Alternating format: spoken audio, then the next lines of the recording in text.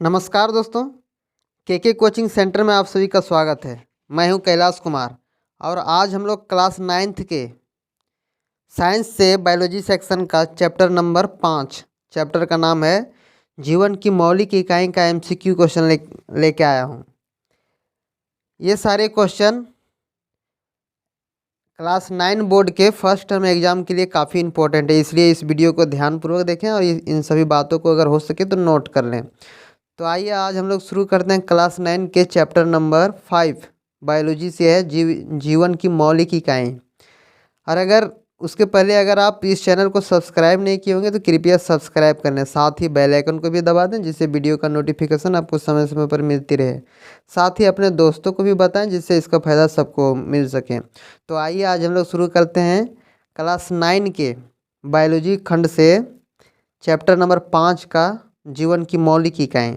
उसका हम लोग पहले थ्योरी करेंगे, फिर उसका MCQ क्वेश्चन देखेंगे। तो पहला क्वेश्चन है जीवन की मौलिक इकाई क्या है। तो हम लोग जानते हैं कि कोई भी जीव की जो शरीर होती है वो कोशिका से मिलके बना होता है, इसलिए जीवन की मौलिक इकाई कोशिका को कहते हैं। फिर जीवन की रचनात्मक और कार्यात्मक इकाई को क्या कहते हैं, तो वो भी कोशिका को ही कहते हैं, रचनात्मक और कार्यात्मक इकाई को भी। फिर सेल, कोशिका को ही सेल बोला जाता है इंग्लिश में। सेल शब्द की उत्पत्ति से संबंधित वैज्ञानिक का नाम क्या है, तो सबसे पहले इस नाम को कौन नामकरण किया था, तो रॉबर्ट हुक ने किया था। कोशिका सिद्धांत का प्रणेता कौन था, तो स्लाइडेन और स्वान है जो कोशिका सिद्धांत का खोज किया था, स्लाइडेन और स्वान। कोशिका की खोज कब हुई थी, तो कोशिका की खोज 1665 ईस्वी में हुई थी और कौन किया था, तो रॉबर्ट हुक ने किया था 1665 ईस्वी में। फिर इलेक्ट्रॉन सूक्ष्मदर्शी की अधिकतम आवर्धन क्या है, तो कितना होता है अधिकतम आवर्धन इलेक्ट्रॉन सूक्ष्मदर्शी की, तो है 2 लाख लगभग। फिर इलेक्ट्रॉन सूक्ष्मदर्शी का आविष्कार किस वैज्ञानिक ने किया है, तो किसने किया था इलेक्ट्रॉन सूक्ष्मदर्शी का आविष्कार, एम नाल एवं रस्का ने। फिर कौन सा लवण प्रकाश संश्लेषण के लिए आवश्यक है, तो कौन सा लवण क्लोरोफिल प्रकाश संश्लेषण के लिए आवश्यक है। माइटोकॉन्ड्रिया का संबंध है किससे, तो श्वसन से माइटोकॉन्ड्रिया का संबंध। फिर माइटोकॉन्ड्रिया का एक कार्य है क्या, तो माइटोकॉन्ड्रिया क्या करता है, ऊर्जा प्रदान करता है, इसलिए इसे बिजली ऊर्जा का घर भी कहते हैं। कोशिका का आविष्कार कौन था, आविष्कारक कौन था, तो कोशिका का आविष्कार है रॉबर्ट हुक ने किया था। कोशिका झिल्ली किस में उपस्थित होती है, तो जंतु कोशिका में कोशिका झिल्ली उपस्थित होती है, जंतु कोशिका में। कोशिका भित्ति किस में उपस्थित होती है, तो कोशिका भित्ति पादप कोशिका में उपस्थित होती है। फिर ये पादप कोशिका के चारों तरफ पाए जाने वाली झिल्ली को क्या कहते हैं, तो उसको कोशिका भित्ति कहते हैं, जो साइड किनारे में रहता है कोशिका के चारों तरफ एक संरचना जैसी कवर की संरचना जैसी बनी होती है। पादप कोशिका का कौन सा भाग निर्जीव होता है, तो कोशिका भित्ति होता है, जो बाहरी आवरण होता है वही निर्जीव होता है, उसी को कोशिका भित्ति कहते हैं। पादप कोशिका का रसोई घर किसे कहते हैं, तो उसका रसोई घर है हरित लवक को कहते हैं। फिर एक किस प्रकार की कोशिका में बड़ी रसधानी पाई जाती है, तो पादप कोशिका में बड़ी रसधानी पाई जाती है। तारक काय पाया जाता है किसमें, तो कोशिका दर में तारक काय पाया जाता है। तारक केंद्रक का कार्य क्या है, तो तर्कु निर्माण करना उसका काम है। केंद्रक दर में मुख्यतः कितने प्रकार की रचनाएं पाई जाती है, तो केंद्रक दर में 2 प्रकार की रचनाएं पाई जाती है। झिल्लियों से घिरा हुआ कोशिका दर में पाए जाने वाला अंगक जिसमें पाचक रसायन या एंजाइम पाया जाता है क्या कहलाता है, उसको लाइसोसोम कहते हैं। वर्णात्मक परागम झिल्ली कहते हैं किसको, कोशिका झिल्ली को। आत्महत्या का थैला किसको कहा जाता है, तो लाइसोसोम को आत्महत्या का थैला कहा जाता है। ये बहुत इंपॉर्टेंट यहाँ से क्वेश्चन है। आत्मघाती थैली भी लाइसोसोम को कहा जाता है, या फिर आत्महत्या की थैला लाइसोसोम को कहा जाता है। कौन सा कोशिकांग पाचन थैली कहलाता है, तो कोशिका लाइसोसोम। कोशिका का पावर हाउस माइटोकॉन्ड्रिया को कहते हैं, ये भी बहुत इंपॉर्टेंट है। या फिर कोशिका का बिजली घर किसे कहते हैं, तो उसको भी माइटोकॉन्ड्रिया को ही कहते हैं। कोशिका के अंदर प्रोटीन का संश्लेषण कहाँ होता है, तो राइबोसोम में होता है। प्रोटीन का संश्लेषण राइबोसोम में होता है। रंगीन रंगीन प्लेस्टिड को कहते हैं क्या? क्रोमोप्लास्ट कहते हैं। मानव शरीर की सबसे लंबी या फिर सबसे बड़ी कोशिका जो है वो क्या है? तंत्रिका कोशिका है। कोशिका में सबसे लंबी तंत्रिका कोशिका। कौन सा रासायनिक अणु आनुवंशिक लक्षणों को एक पीढ़ी से दूसरे पीढ़ी में पहुंचाता है? तो कौन है? कोशिका दर है।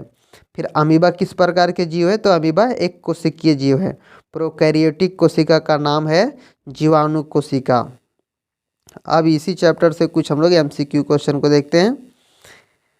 सारा रिलेटेड है, वही ऊपर जो पढ़े उसी से सारा रिलेटेड एमसीक्यू क्वेश्चन है। जीवन की मौलिक इकाई क्या है? ऑप्शन है कोशिका, ऊतक, न्यूरॉन या फिर इनमें से कोई नहीं। तो कौन है? कोशिका है जीवन की मौलिक इकाई। सर्वप्रथम कोशिका की खोज किसने किया था? ऑप्शन है रॉबर्ट हुक, ल्यूवेनहक या फिर एम अस्लीडन या फिर टी स्वान। तो कौन है? रॉबर्ट हुक है। कोशिका की खोज कब हुई थी? ऑप्शन है 1665, 1674, 1855 या फिर 1940। तो कब हुई? 1665 ईस्वी में। सेल या फिर कोशिका शब्द की उत्पत्ति से संबंधित वैज्ञानिक का नाम क्या है? ऑप्शन है एम स्लीडन तथा टी स्वान या फिर वाटसन तथा क्रिक या फिर नॉल या रस्का या फिर रॉबर्ट हुक। तो कौन है?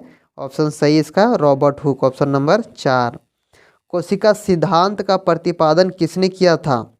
रॉबर्ट हुक ने, ल्यूवेनहॉक ने, जॉनसन ने या फिर स्लाइडन एवं स्वान ने। तो कौन किया था?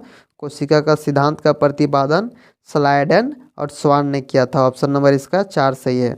जीव द्रव्य की सर्वप्रथम खोज किसने की थी? प्रोकंज ने, रॉबर्ट ब्राउन ने या फिर रॉबर्ट हुक ने या फिर विर्चो ने। तो कौन किया था? प्रोकंज ने जीव द्रव्य की सर्वप्रथम खोज की थी, प्रोकंज, ऑप्शन नंबर 1 सही है। मानव शरीर की सबसे बड़ी कोशिका कौन है? ऑप्शन है तंत्रिका कोशिका, गुर्दे की कोशिका, यकृत कोशिका या फिर पेशी कोशिका। तो कौन है? तंत्रिका कोशिका मानव शरीर की सबसे बड़ी कोशिका तंत्रिका कोशिका होती है। जीव शरीर की रचनात्मक एवं कार्यात्मक इकाई क्या है?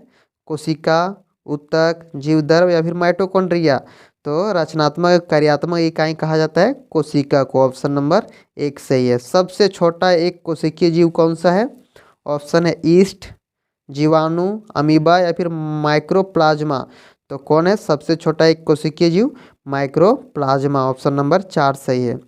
कोशिका का ऊर्जा घर या फिर पावर हाउस या फिर बिजली घर किसे कहा जाता है? ऑप्शन है माइटोकॉन्ड्रिया, गोल्जी उपकरण, लवण या फिर राइबोसोम। तो कौन है? माइटोकॉन्ड्रिया, जिसको ऊर्जा घर भी कहा जाता है, पावर हाउस भी या फिर बिजली घर कहा जाता है माइटोकॉन्ड्रिया को, ऑप्शन नंबर 1 सही है। फिर आत्महत्या का थैली किसे कहा जाता है? लवक, लाइसोसोम, रिक्तिया या फिर केंद्रिका। तो कौन है आत्महत्या की थैली? लाइसोसोम को कहा जाता है। अगला है कौन सा कोशिकांग पाचक थैली कहलाता है? लवक, लाइसोसोम, रिक्तिका या फिर केंद्रिका। तो कौन है? लाइसोसोम है। पादप कोशिका का रसोई घर किन्हें कहा जाता है? ऑप्शन है लाइसोसोम, राइबोसोम, हरित लवक या फिर वर्णी लवक। तो कौन है? पादप के लिए रसोई घर जो है कोशिका का रसोई घर वो हरित लवक होता है। पादप कोशिका के सबसे बाहरी आवरण को क्या कहते हैं?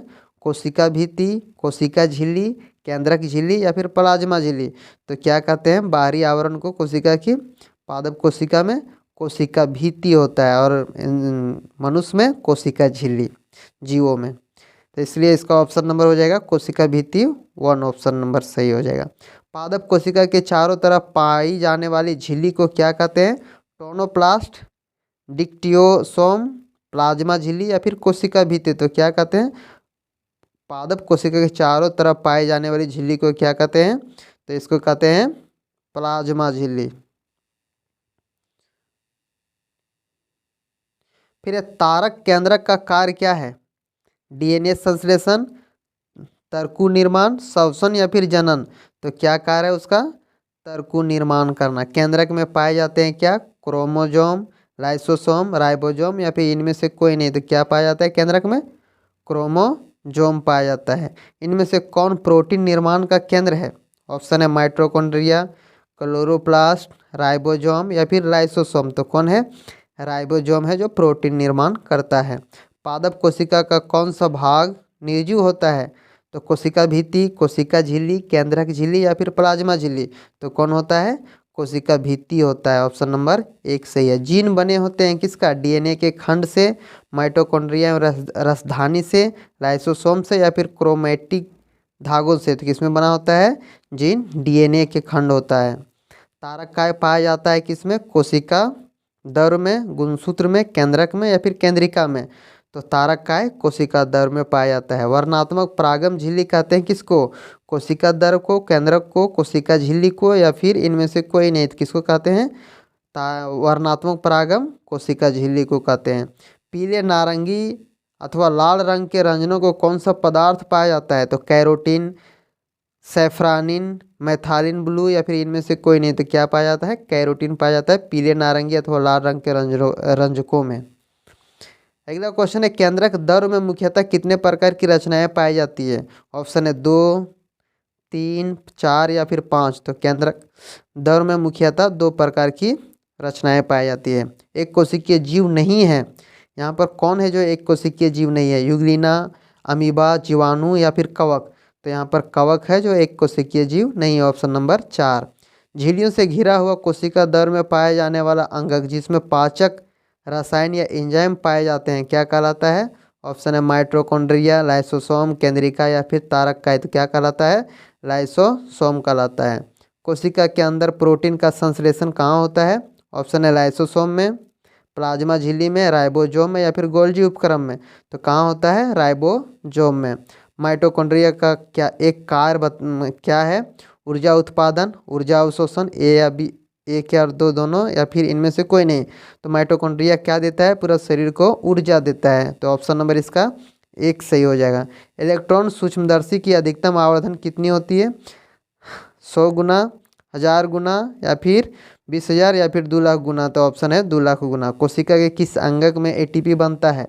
माइटोकॉन्ड्रिया में, प्लेस्टिड में, लाइसोसोम में या फिर अंतर्द्रवीय जालिका में। तो कोशिका अंगक जो है एटीपी का बनना माइटोकॉन्ड्रिया में होता है। पादप और जंतु कोशिका में प्रमुख अंतर क्या है? पोषण संबंधी, गति संबंधी, वृद्धि संबंधी या फिर श्वसन संबंधी। तो क्या अंतर है? पोषण संबंधी है पादप और जंतु में। पादप चूंकि खुद अपना भोजन बनाता है लेकिन जंतु जो है दूसरे जीवों पर निर्भर करता है। लाइसोसोम के निर्माण में कौन सा कोशिकांग सहायक है? ऑप्शन है अंतर्द्रवीय जालिका, दूसरा है गोल्जी उपकरण, तीसरा है प्लेस्टिड या फिर चौथा है रसधानियाँ। तो क्या कोशिकांग सहायक है? गोल्जी उपकरण। ऑप्शन नंबर 2 सही है। विष एवं दवाओं को जहरीलेपन को समाप्त करने में कौन सा कोशिकांग सहायक है? ऑप्शन है अंतर्द्रवीय जालिका, गोल्जी उपकरण, प्लेस्टिड या फिर रसधानियाँ। तो कौन सहायक है?